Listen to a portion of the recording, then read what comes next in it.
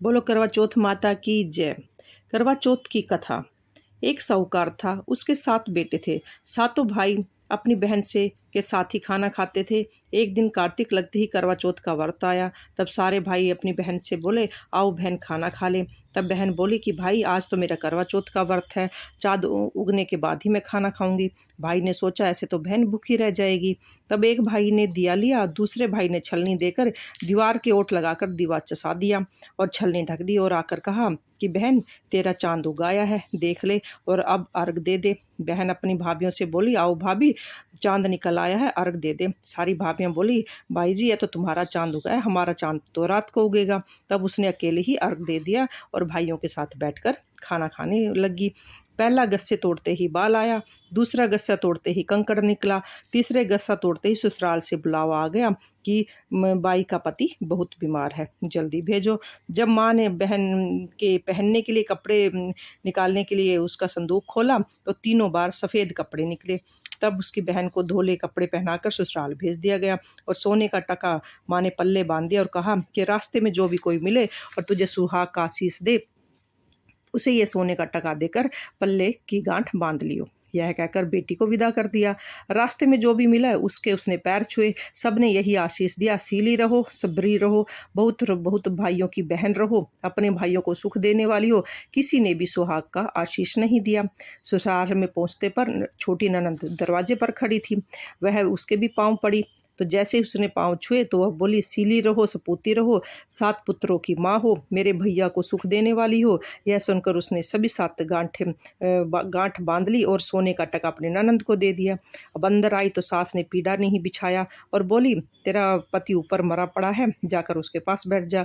जब वह वहां जाकर गई, देखा तो उसका पति मरा हुआ था। वह वहीं बैठ गई और रोने लगी।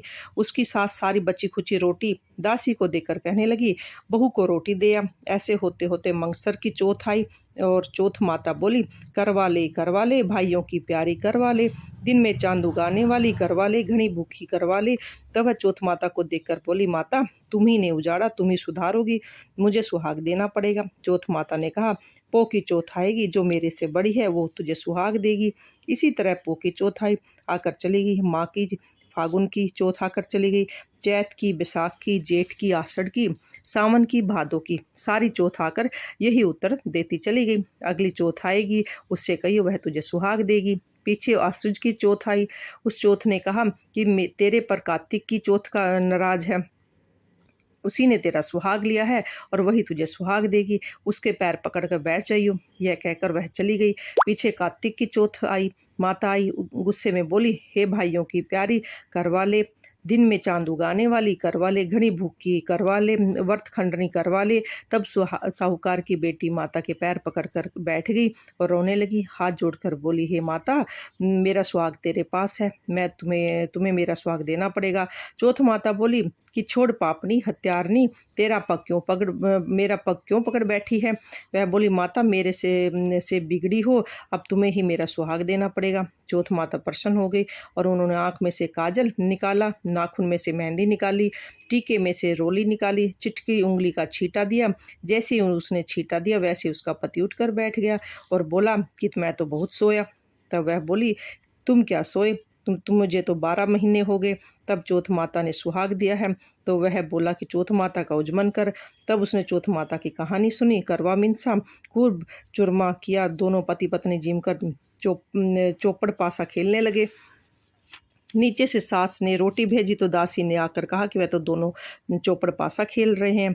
सास देखकर खुश हो गई और बोली, क्या बात हुई। वह बोली कि मेरे पर तो चौथ माता आई है। यह कहकर सास के पैर लग गई और सारी नगरी में ढिढोरा पिटवा दिया कि पुरुष की लुगाई, बेटे की माँ, सब कोई चौथ का व्रत करे। और हे चौथ माता, जैसे साहूकार की बेटी को तूने सुहाग दिया वैसे सबको दियो, हमें भी दियो। कहते सुनते हुंकारा भरते सभी अपने परिवार का सुहाग दियो। जय हो चौथ माता की जय।